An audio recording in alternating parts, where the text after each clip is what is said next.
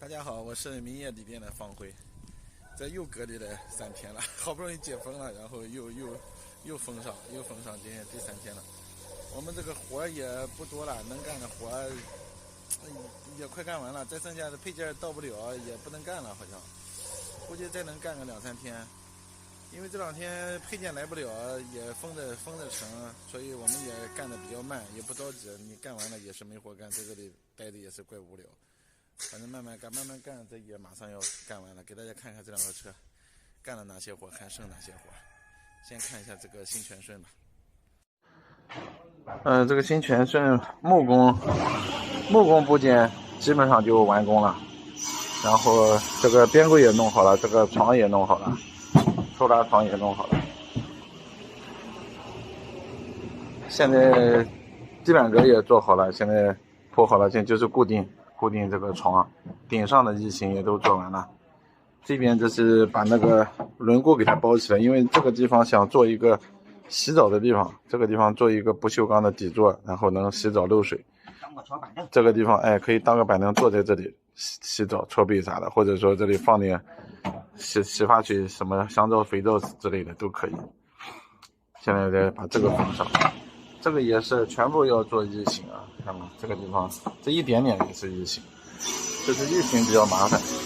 用这种原木板有个好处，它不用封边，它这个颜色就这样的，也不用处理，能省这个事。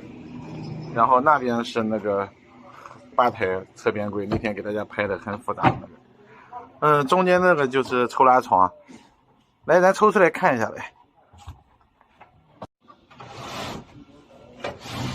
这个就是抽拉床，这个是能抽出来不到40是吧？30多公分，接近40。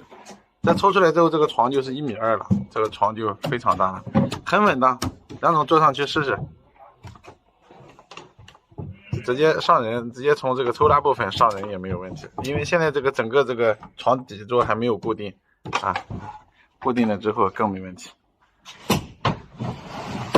这就是这个抽拉床，等把这个床箱底座整个全固定了之后就更没问题了。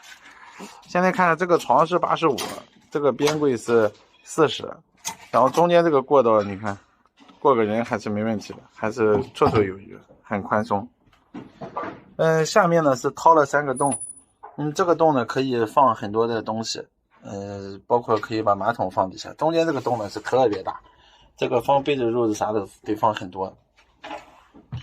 最头上这个呢是准备放电池逆变器，这个是隔离器，这个是3000瓦的冲逆变一体机。哎呀，电池在哪呢？电池在哪？然后这个里面就是把电池逆变器、隔离器这些通通都放到里面，就是电路，所有的电路都在里边。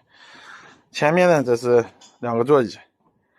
这是一个单座，还有那个2连座，就是放在这个位置的。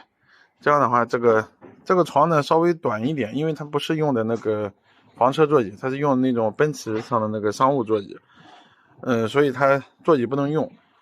这个床现在是1.65米，在这里再给它加一块翻板，折起来的翻板，就是床可以达到1.8米，睡觉的时候可以到1.8米，拉开宽是1.2米。这个床的最大尺寸能做到这些。然后这个车还剩什么没有做了啊？就是这2个主副驾驶的包覆，这两个的包覆，因为现在封城了，我们包不了，得过2天解封了才能去包。把这个主副驾驶一包就完事了，顶呢已经弄完了，上就行。然后还有就是跑电，今天就是要把这个电弄完，电池逆变器把这些弄完。这个车基本上也就完工了。现在做不了的就是这个包覆做不了，主副驾驶包覆做不了，别的都能做。床柜的这些也都打好了还有洗澡的那个不锈钢的下水道。